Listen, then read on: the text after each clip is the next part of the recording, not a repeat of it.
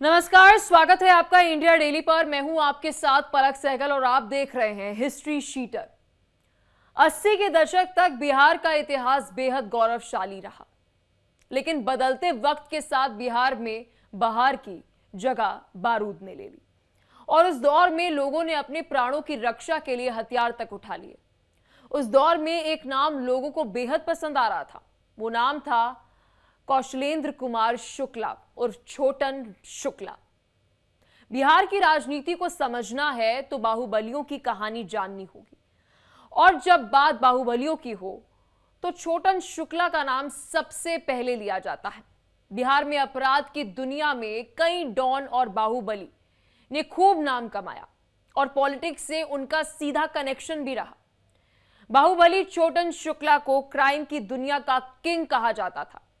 वो वर्चस्व की लड़ाई में पुलिस की वर्दी में आए गुंडे की गोलियों का शिकार हो गया, जिसकी शव यात्रा में एक डीएम की हत्या हो जाती थी।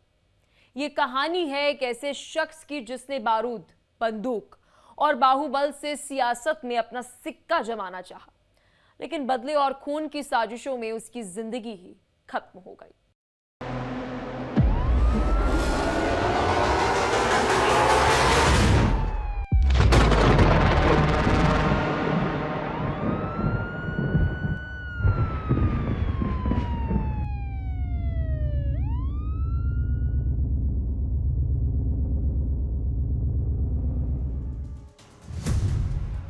तारीख 3 दिसंबर, दिन शनिवार, साल 1994 की बात। मुजफ्फरपुर में एक बार फिर मौत का खूनी खेल खेला जाता है, जब आनंद मोहन के करीबी और क्राइम किंग कहे जाने वाले की हत्या हो जाती है। हत्या करने वाले कोई और नहीं बल्कि पुलिस की वर्दी में ही खूंखार अपराधी होते हैं। उस क्राइम किंग की शव यात्रा में गोपालगंज के डीएम की भी हत्या हो जाती है और इस हत्या के आरोप में आनंद मोहन को उम्र कैद की सजा हो जाती है। हिस्ट्री शीटर में आज हम आपको उस डॉन के बारे में बताएंगे, जिसकी कहानी क्राइम की दुनिया से होते हुए सियासी कनेक्शन तक जुड़ती है और जिसकी हत्या के बाद बिहार के तत्कालीन मंत्री का भी मर्डर हो जाता है। जी हाँ, हम बात कर रहे हैं उत्तर बिहार के सबसे खूंखार डॉन छोटन शुक्ला की, जिसकी मौत से पूरा बिहार हिल गया था। बिहार की राजधानी भले ही पटना हो, बिहार का सबसे खूंखार बाहुबली भले ही सिवान का सुल्तान शहाबुद्दीन कहलाता हो, लेकिन छोटन शुक्ला की बदौलत बिहार अंडरवर्ल्ड की राजधानी मुजफ्फरपुर ही रही है, क्योंकि शहर का इतिहास बाहुबलियों के बीच वर्चस्व की कहानी से खून से रंगीन लाल है। और ये बिहार का वो शहर भी है जहां सबसे पहले AK-47 से किसी की हत्या की गई थी, वो भी सरेआम बीच बाजार गोलियों से भुनकर। अच्छा, वो जमाना ऐसा था जिसमें कि चुनाव बैलेट पेपर से हुआ करते थे। वो इलेक्ट्रॉनिक वोटिंग का जमाना नहीं था और बैलेट पेपर से वोटिंग में कतिपय राजनीतिक जो पर्सन्स हैं, पॉलिटिकल पर्सन्स, वो ऐसे अपराधी गिरोहों की मदद लेते थे और मदद लेने के बाद जब वो विजयी हो जाते थे तो वो कुछ संरक्षण भी इनको प्रदान करते थे, इन गिरोहों को। कालांतर में ऐसे अपराधियों ने यह सोचा कि अगर हम किसी को जिता सकते हैं तो खुद क्यों नहीं लड़के जीत जाएं, और उस क्रम में वो अपने बाहुबल का इस्तेमाल करके विभिन्न चुनावों में, चाहे विधानसभा का हो, लोकसभा का हो, उसमें उतरने लगे और इन चुनाव में खूनी खेल हो जाता था, जिसमें इनके जो प्रतिद्वंदी गिरोह होते थे उनके साथ कई बार मुठभेड़, और उसी में जिनकी आप बात कर रहे हैं उनकी हत्या भी मुजफ्फरपुर में मेरे ख्याल में वो चुनाव प्रचार से लौटने के क्रम में ही उनकी हत्या हुई थी। चुनाव में वो संभवतः मोतिहारी जिले से वो प्रयत्नशील थे लड़ने में और उस क्रम में मुजफ्फरपुर आए थे और मुजफ्फरपुर में उनकी हत्या हुई थी। बाहुबली छोटन शुक्ला से जुड़ी अहम जानकारी। 1990 में अशोक सम्राट ने चंद्रशेखर सिंह की हत्या कर दी। चंद्रशेखर की हत्या के बाद छोटन शुक्ला ने गिरोह की कमान संभाली। छोटन शुक्ला ने अंडरवर्ल्ड की जाति की दीवार तोड़ी। केसरिया विधानसभा क्षेत्र में छोटन शुक्ला ने शुरू किया था नया प्रयोग। बंदूक किनारे रखकर गांव-गांव घूमने लगा छोटन शुक्ला। छोटन के समाज सेवी बनते ही भुटकुन शुक्ला ने संभाली कमान। छोटन शुक्ला मर्डर की कहानी समझने के लिए सबसे पहले तब के बिहार के सियासी हालात को समझना होगा। साल 1990 में लालू प्रसाद यादव बिहार के मुख्यमंत्री बने थे। लालू प्रसाद यादव को मुख्यमंत्री बनाने में चंद्रशेखर का बहुत बड़ा योगदान था, क्योंकि दूसरी तरफ लोग वीपी सिंह और राम सुंदर दास को मुख्यमंत्री बनाना चाहते थे, लेकिन चंद्रशेखर ने लालू प्रसाद यादव को सपोर्ट किया। चंद्रशेखर के सपोर्ट के बिना लालू यादव का मुख्यमंत्री बनना संभव नहीं था। तब रघुनाथ झा चंद्रशेखर की पार्टी के अध्यक्ष थे। चंद्रशेखर ने फैसला लालू यादव के पक्ष में सुनाया और अपने विधायकों को लालू यादव के पक्ष में वोट करने को कहा। कहा जाता है कि चंद्रशेखर की पार्टी के राजपूत विधायकों का मन लालू यादव के पक्ष में नहीं था, लेकिन उनके पास कोई और चारा भी नहीं था। इसके बाद लालू यादव की राजनीति पूरे सवाब पर शुरू होती है। बिहार के अंडरवर्ल्ड पर विशेषकर भूमिहार और राजपूत का दबदबा तो एक अलग ही लेवल पर रहता है। लालू प्रसाद यादव ने मुख्यमंत्री बनते ही पिछड़ों की राजनीति शुरू कर दी। दूसरी तरफ पिछड़ी जातियों के लोग इतने बड़े गैंगस्टर नहीं बन पा रहे थे जो कि राजपूत और भूमिहार बाहुबलियों में पंगा ले सके और उनसे भिड़ सके।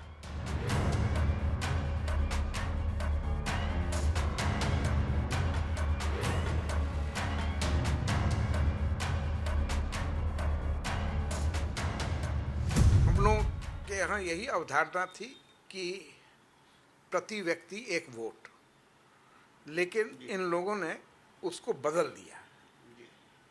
एक वोट के जगह पर कई वोट ये लोग कास्ट करा देते थे।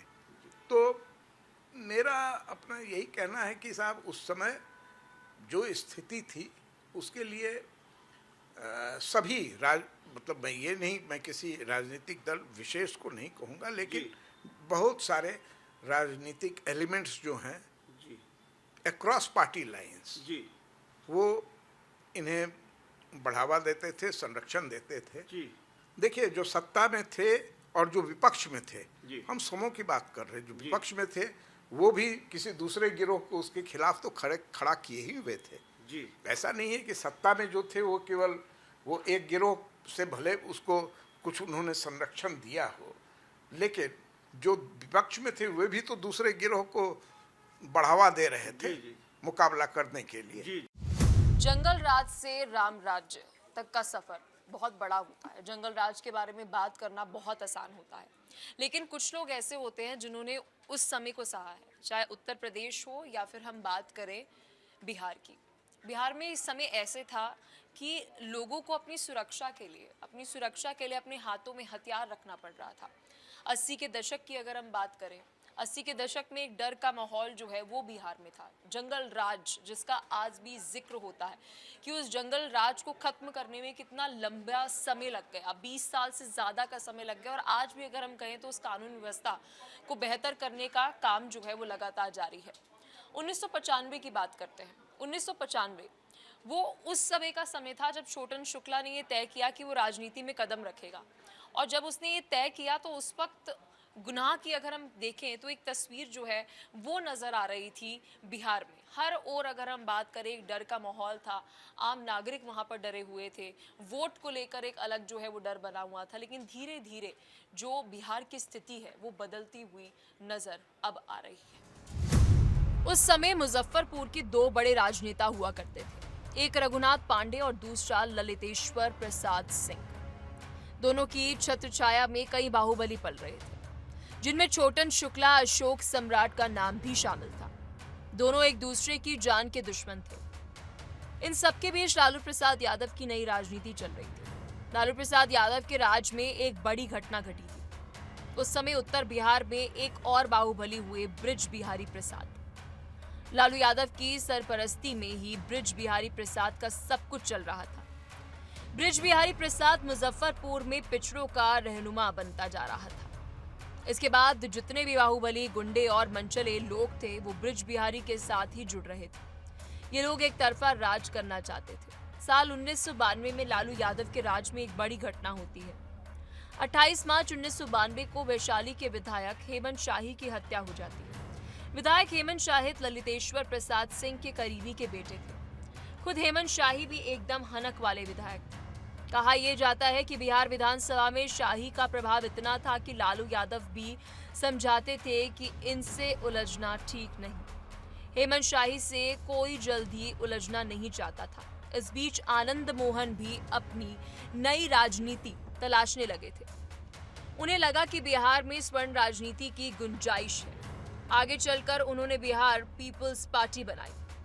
इससे पहले जब चंद्रशेखर की पार्टी से कई विधायकों को लालू यादव ने बाहर का रास्ता दिखा दिया था, तो वह आनंद मोहन की बिहार पीपल्स पार्टी की ओर बढ़ गए थे, उनके साथ जुड़ गए थे। इस बीच आनंद मोहन की पार्टी के साथ जो लोग जुड़ रहे थे वो अपने अपने इलाके के बाहुबली माने जाते थे। इस बीच कई और घटनाएं हुई। वहीं हेमंत शाही की हत्या के बाद उपचुनाव हुआ और हेमंत शाही की पत्नी वीना शाही चुनावी मैदान में उतरी। आनंद मोहन वैशाली के उपचुनाव में एकदम एक्टिव रोल निभाते थे और इस वजह से वीना शाही को जीत मिली। इसके बाद आनंद मोहन को नया मौका मिला जब वैशाली लोकसभा का उपचुनाव आया। वैशाली लोकसभा क्षेत्र में मौजूदा सांसद का स्वर्गवास हो चुका था और उपचुनाव की घोषणा हो चुकी थी। आनंद मोहन ने अपनी पत्नी लवली मोहन को वहां से निर्दलीय उम्मीदवार बना दिया। उनके सामने किशोरी सिन्हा बिहार के पूर्व मुख्यमंत्री सत्येंद्र नारायण सिन्हा की पत्नी थी और लालू यादव की उम्मीदवार भी किशोरी सिन्हा ही थी। अब ऐसे में बाहुबली के सामने, बाहुबली की बीवी के सामने भी एक मजबूत कैंडिडेट था। इस बीच आनंद मोहन ने एक ऐसा ऐलान कर दिया जो आगे खूनी रंजिश में बदलने वाला था। पूर्वी चंपारण के विधानसभा क्षेत्र से यमुना यादव विधायक थे। आनंद मोहन ने ऐलान कर दिया था कि अब इस क्षेत्र से छोटन शुक्ला चुनाव लड़ेंगे। तब तक छोटन शुक्ला मुजफ्फरपुर का बड़ा बाहुबली बन चुका था, लेकिन अब चूंकि आनंद मोहन का हाथ था और चुनाव का ऐलान भी हो चुका था, तो जो नेता बनने का सफर था वो भी शुरू हो गया था। इसके बाद लड़ाई और भी तीखी होती चली गई। छोटन शुक्ला के चुनाव लड़ने का ऐलान होते ही ब्रिज बिहारी भी सतर्क हो गए, क्योंकि ये सीधे सीधे उनके बाहुबल को भी खतरा था। अब यहाँ से नई कहानी शुरू हो जाती है, क्योंकि केसरिया विधानसभा से छोटन शुक्ला का चुनाव लड़ना सीधे सीधे ब्रिज बिहारी के प्रभुत्व को चुनौती देना था। ऐसे में खूनी लड़ाई की तैयारी शुरू हो गई। इसकी पृष्ठभूमि तय हो गई थी कि छोटन शुक्ला आनंद मोहन की पार्टी का उम्मीदवार बनते ही रोजाना मुजफ्फरपुर से केसरिया आना जाना शुरू कर देता है। वो रोज सुबह वहां पर जाते और शाम को वापस आते और जैसा कोई भी बाहुबली नेता बनने के बाद करता था, अपने क्षेत्र का दौरा करके लोगों के बीच पैठ बनाने के लिए छोटन शुक्ला भी वैसा ही कर रहा था। लोगों के बीच कपड़े बांटना, पैसे बांटना, लोगों की मदद करना और उनके नेचर में शुमार हो गया था। जैसा कोई भी बाहुबली अपने क्षेत्र में रॉबिन हुड वाली छवि बनाने के लिए करता था। चुनाव जीतने के लिए छोटन शुक्ला लोकप्रियता हासिल कर रहा था। ये बात लालू यादव के करीबी ब्रिज बिहारी को अखर गई। ऐसा लगा कि ये नई चुनौती मिल रही है, वो भी उनको अपने ही क्षेत्र में जहां उनका अपना बाहुबल जोर मारता था। छोटन शुक्ला की हत्या की प्लानिंग यहीं से शुरू हो जाती है। इसके बाद इस चुनौती को खत्म करने के लिए ऐसी प्लानिंग शुरू की जिसके बारे में किसी ने सोचा नहीं था। जो ईस्टर्न यूपी और बिहार में उस समय जो दौर चल रहा था, उसमें मुख्य कारण ठेकेदारी का विवाद रहता था और ठेकेदारी में पैसा भी बहुत रहता था। वही मुख्य कारण रहा है ऐसे ऐसे गिरोहों के पनपने का, और यदि उसको संरक्षण भी कुछ मिलता था तो वो उसी ठेके के पैसे के कारण ही कुछ संरक्षण मिलता था, और उसी के कारण विभिन्न गिरोह बन जाया करते थे और आपसी विवाद भी गिरोहों में होता था और उसमें लोग मारे जाते थे। इस प्रकार के अपराधी तत्वों का जो एक्टिविटी था या जो भी उनकी इस प्रकार की कार्रवाई होती थी, ये मुख्यतः 90 के दशक में काफ़ी सुर्खियों में रहा और जो घटनाएं होती थी वो काफ़ी सनसनीखेज होती थी।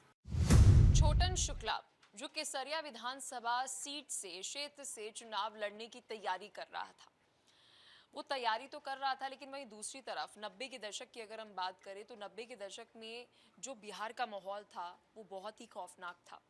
हर तरफ गोलियों की तड़तड़ाहट जो है वो सुनाई पड़ती थी। इतना खराब माहौल जो है हम कह सकते हैं बिहार का था, जिसे आज भी ठीक करने की कोशिश जो है वो की जा रही है। AK-47 की गोलियां अगर हम बात करें, जिसकी तड़तड़ाहट की गूंज जो है वो सुनाई दी थी जब छोटन शुक्ला की हत्या की गई थी। और फिर उसके बाद वहां पर मौजूद जो ऑफिसर था, भीड़ ने जब उसकी हत्या की, तो जो कानून व्यवस्था, जो जंगल राज का आज हम जिक्र कर रहे हैं, वो आप ऐसे समझिए कि एक ही समय में खून की इतनी सारी, जिस चिंगारी को हम कहेंगे, क्योंकि ये चिंगारी जो है वो बिहार में थी। एक तरफ छोटन शुक्ला और उसके बाद वो अधिकारी जिसकी हत्या की गई भीड़ में, उसके बाद भी अगर हम बात करें उस हत्या में कौन था, उसे सज़ा जो है वो सुनाई गई। लेकिन एक लंबा इतिहास है कि उस वक्त क्या हो रहा था बिहार में। जिस जंगल राज का जिक्र आज भी होता है, उसके पन्ने जो है वो आज हम आपको खोल कर पढ़ा रहे हैं। माफिया छोटन शुक्ला की मर्डर हिस्ट्री। 4 दिसंबर 1994 को चुनाव प्रचार कर वापस लौट रहे थे छोटन शुक्ला। संजय सिनेमा ओवरब्रिज के पास पुलिस की वर्दी में खड़े थे गुंडे। ब्रिज बिहारी के वर्दीधारी गुंडों ने छोटन शुक्ला की गाड़ी को रोका। चारों तरफ से घेर कर छोटन शुक्ला पर AK-47 से गोलियां बरसाई। इस हमले में छोटन शुक्ला और उसके 4 साथियों की मौत हो गई। छोटन शुक्ला की मौत के बाद इलाके के लोग गुस्से में आ गए। आनंद मोहन ने लोगों को उकसाया और भीड़ सड़क पर आ गई। गोपालगंज के DMG कृष्णैया की उग्र भीड़ ने हत्या कर दी। तारीख 3 दिसंबर, दिन शनिवार, साल 1994। 3 दिसंबर 1994 का दिन आता है। छोटन शुक्ला रोजाना मुजफ्फरपुर अपने घर से निकलते थे। वो दिन भर केसरिया में चुनावी कैंपिंग करते थे। जो जमाना हथियार लेकर चलने का था, उस समय बाहुबली खुलेआम AK-47 लेकर निकलते थे। कट्टा लेकर घूमते थे क्योंकि बिहार में अपराध चरम पर था। जंगल राज कायम था और इस दौरान छोटन शुक्ला केसरिया से कैंपिंग करने अपने मुजफ्फरपुर वापस लौट रहे थे। तभी रास्ते में पुलिस की वर्दी में कुछ लोग खड़े मिलते हैं और वो उनकी एम्बेसडर कार को रोकते हैं। जब तक कि छोटन शुक्ला कुछ कर पाते, इससे पहले पुलिस की वर्दी पहने अपराधियों ने छोटन शुक्ला पर अंधाधुंध फायरिंग शुरू कर दी। AK-47 से ताबड़तोड़ गोलियां बरसानी शुरू कर दी। कहा जाता है कि 20 मिनट तक ताबड़तोड़ गोलियां चलती रही। इस हमले में छोटन शुक्ला और उसके 4 साथियों की मौके पर ही मौत हो गई। पुलिस को वहां पहुंचने कई घंटे हो चुके थे, लेकिन फिर भी पुलिस किसी को अस्पताल लेकर नहीं पहुंची थी। पुलिस की तरफ से कहा गया कि जब SP साहब आएंगे तभी आगे की कार्रवाई की जाएगी। कप्तान साहब की इजाजत के बिना यहाँ से एक पत्ता भी नहीं हिलेगा। जब SP साहब आते हैं तो सभी लोगों को अस्पताल ले जाया जाता है और पोस्टमार्टम की प्रक्रिया शुरू की जाती है। अब यहीं से छोटन शुक्ला के शव यात्रा पर बवाल कटने लगा, जो बिहार की राजनीति को एक और धक्का देने वाला था। इस घटना के बारे में आज भी कहा जाता है कि एक तरफ जहां पर छोटन शुक्ला की मौत पूरे इलाके में गम था, वहीं ब्रिज बिहारी प्रसाद उनके समर्थक थे। वो जश्न मना रहे थे।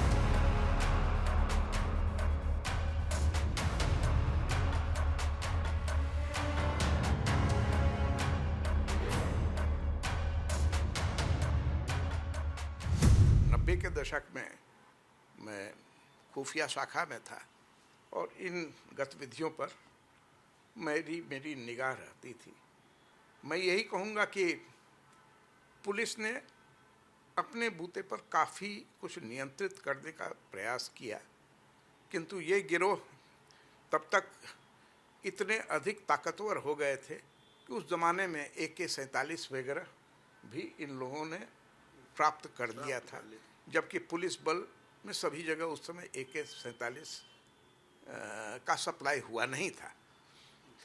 खैर, कालांतर में यही हुआ कि साहब आपसी टकराव में इन गिरोहों की समाप्ति हुई या उनको मुख्य धारा में आना पड़ा।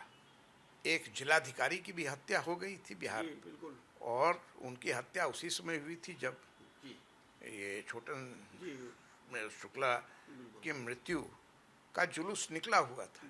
तो इसीलिए इस पर अब बहुत अधिक अब आज के दौर पर चर्चा करने से कोई लाभ नहीं, वो दौर समाप्त हो चुका है और मेरे विचार में वो दौर अब कभी नहीं लौट के आएगा।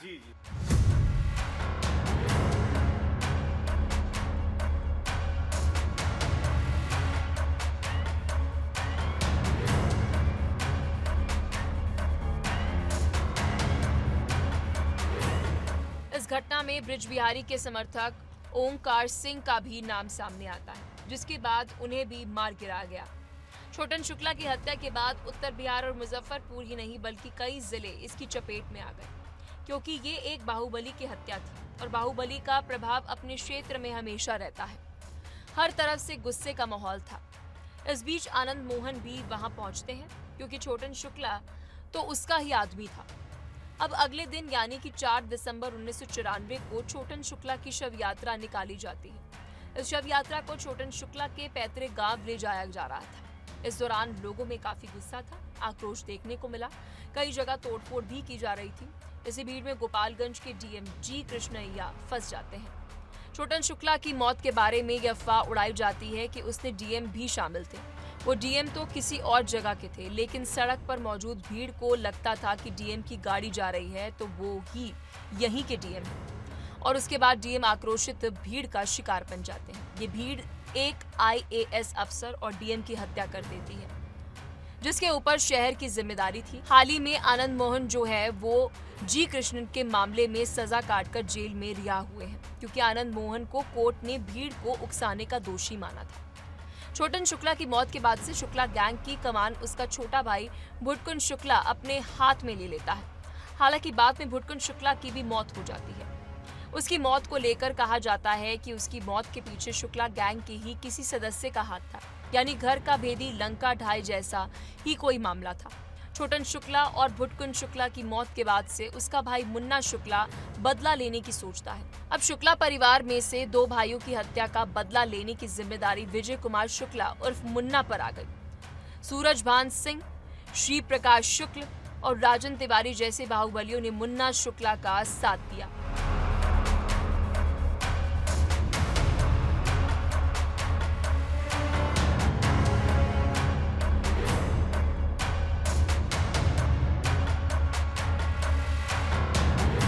इस बीच बृज बिहारी एक घोटाले में फंस गए। लालू यादव को सीबीआई जांच शुरू करवानी पड़ी।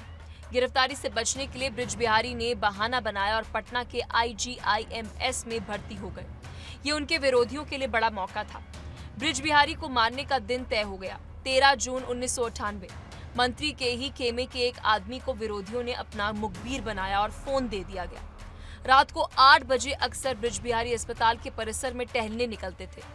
उस शाम ही वो टहलने निकले, तभी एक एम्बेसडर कार अस्पताल में घुसी और ठीक 20 मीटर की दूरी पर रुक गई।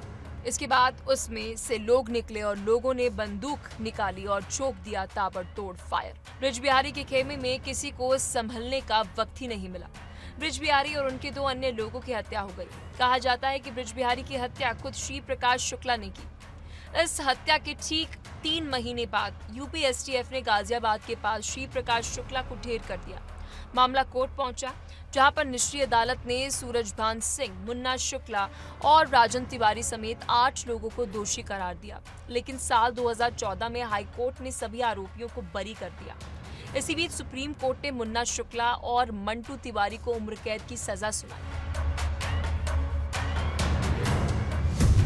देखिए, उस समय जो स्थिति थी उसमें आखिर इनकी हत्या जब मुजफ्फरपुर में हुई तो उसके बाद तो कमान इनके जो नेक्स्ट ब्रदर थे उन्होंने संभाला और उनकी भी हत्या वही उनका भी वही हश्र हुआ बाद में।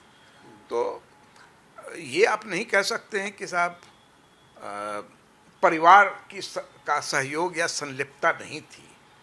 जो जिस प्रकार हुआ और जो घटनाक्रम रहा है उसमें तो संलिप्तता की बात आ ही जाती है, क्योंकि परिवार यह देखता है कि आखिर वो थे तो हम लोग सुरक्षित थे जी। और फिर जो उनके गिरोह के लोग होते थे उसका संचालन कौन करेगा, ये सब सारी बातें रहती थी।